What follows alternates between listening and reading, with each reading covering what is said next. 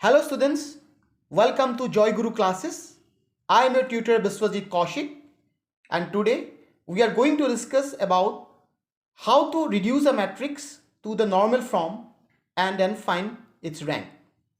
In my last video, we have discussed about how to reduce a matrix to the echelon form and then find the rank. इसका link मैंने description में डाल रखा है. You can watch that video, right?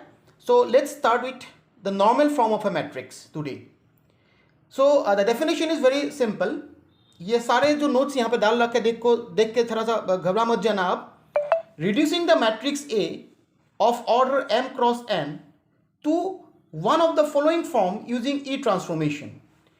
किसी भी matrix को अगर इन चार में से कोई भी एक फॉर्म में अगर रिड्यूस करते हो तो ये फॉर्म को हम कहते हैं नॉर्मल फॉर्म. अब इंडिविजुअली ये फॉर्म कैसे होगा मैं आपको दिखाऊंगा, right? But if you applying E transformation on a matrix and you reduce the matrix to any one of this following forms, then that form is called your normal form. इसको हम कहते हैं normal form कहते हैं, right? किसी भी matrix को अगर इन एक फॉर्म में से अगर आप रिड्यूस करते हो, उसके बाद the rank of A is equal to R, where IR is the unit matrix of order R. ठीक है. अब जब किसी भी मैट्रिक्स को अगर आप नॉर्मल फॉर्म में रिड्यूस करते हो, जैसे हम echelon फॉर्म में क्या था कि you are suppose to use only row transformation, but in normal form आप मैट्रिक्स को अगर नॉर्मल फॉर्म में रिड्यूस करना चाहते हो तो आप इसमें रो ट्रांसफॉर्मेशन भी लगा सकते हो और कॉलम ट्रांसफॉर्मेशन भी लगा सकते हो. तो ये एक बेनिफिट है यहाँ पे, और ये बहुत ही शॉर्टकट हुए इसलिए, राइट? और आपको एक्यूरेट आंसर इसका रिजल्ट इसका आएगा. तो ये जो IR0000 जो ये है, ये बेसिकली नल मैट्रिक्स रिप्रेजेंट कर रहा है. ठीक है. ये किस टाइप में होता है मैं अब इसको दिखाता हूँ. फॉर एग्जाम्पल से ये पहला वाला, right? So A is a matrix, right? So A matrix का अगर मैं इस फॉर्मेट में रिड्यूस करता हूं, ए मैट्रिक्स को अगर मैं इस फॉर्मेट में रिड्यूस करता हूं, दैट मीन्स कि यहां पे क्या हो रहा है, देखो ए मैट्रिक्स का ऑर्डर क्या है, 4 क्रॉस 4 मैट्रिक्स है, राइट? मैंने यहां पे एलिमेंट्री ट्रांसफॉर्मेशन लगाया, रो और कॉलम बोथ, और मैट्रिक्स ए को मैंने रिड्यूस कर दिया इस तब के फॉर्मेट में, राइट? तो ये जो फॉर्मेट है बेसिकली, इस फॉर्मेट को हम इस तरीके से लिखेंगे. ये जो है 1 0 0 0 1 0 एंड 0 0 1, ये एक आइडेंटिटी मैट्रिक्स के फॉर्मेट में आ गया है, तो होता है I3, right?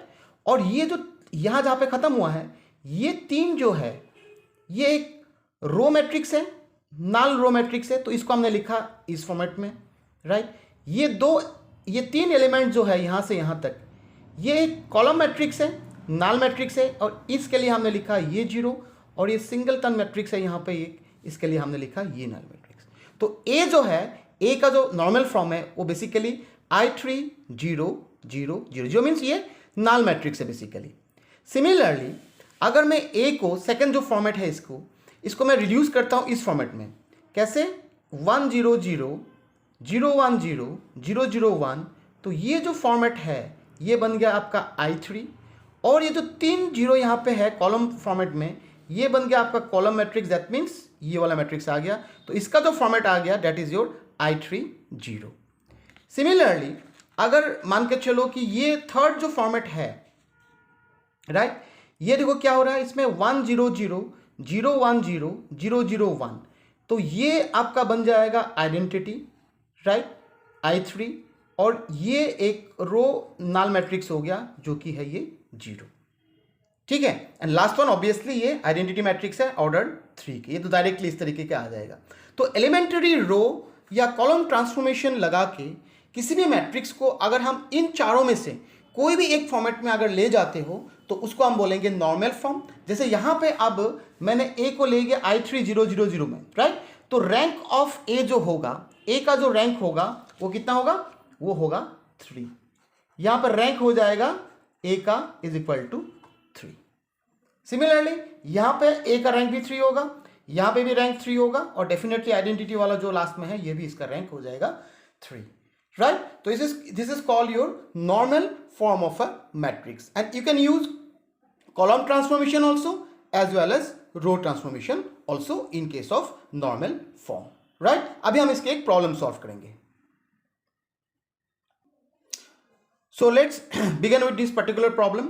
Here A is a matrix of third order जो कि 1 1 2 3 2 4 7 3 6 10। तो हमें इस मैट्रिक्स को नॉर्मल फॉर्म में रिड्यूस करना है, राइट, और उसका रैंक निकालना है, ठीक है।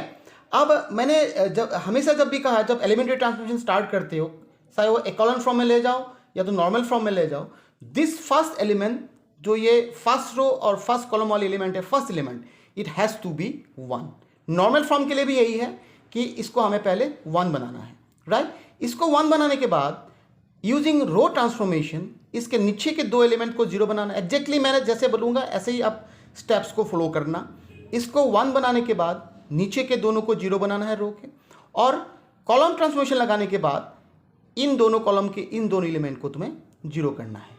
सिमिलरली उसके बाद हमें इसको 1 बनाना है और रो लगा के इसके वाले नीचे वाला 0 करना है, फिर कॉलम लगा के यहाँ पे 0 करना है। इस तरीके से इस ऑपरेशन को हमें आगे बढ़ाना है, राइट। तो ये ऑलरेडी 1 है, राइट, तो ऑलरेडी 1 है। तो मैं पहला जो ट्रांसफॉर्मेशन होगा इन दोनों को 0 करने के लिए मुझे रो लगाना है। That means R2 goes to R2 minus 2R1, क्योंकि यहाँ पे 2 है तो इसको भी मुझे 2 से मल्टीप्लाई करना है। सिमिलरली थर्ड रो में अगर इसको मुझे 0 करना है, फर्स्ट रो को मुझे 3 से मल्टीप्लाई करना होगा, फिर मुझे यहाँ से माइनस करना है। That means R3 goes to R3 minus 3R1, right. तो इसका क्या हो जाएगा, अब ये रिड्यूस हो जाएगा।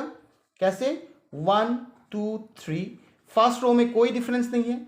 सेकेंड रो में क्या आ जाएगा, 2 ऊपर 1 से मल्टीप्लाई किया हमने, 2 आ जाएगा, 2 माइनस 2 इजिकल टू 0 आ जाएगा, ठीक है। उसके बाद 4 माइनस ये 2 से मल्टीप्लाई कर दिया, 4 माइनस 4 अगेन इट इज 0, तो यहाँ पे 7 है, राइट। 7 और 3 को मैंने 2 से मल्टीप्लाई किया तो 7 माइनस 6 इज इक्वल टू 1 हो जाएगा।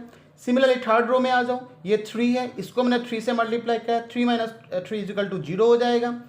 सिमिलरली यहाँ पे 6 है और इस 2 को मैंने 3 से मल्टीप्लाई किया तो क्या आ जाएगा, 6 माइनस 6 ये भी 0 हो गया।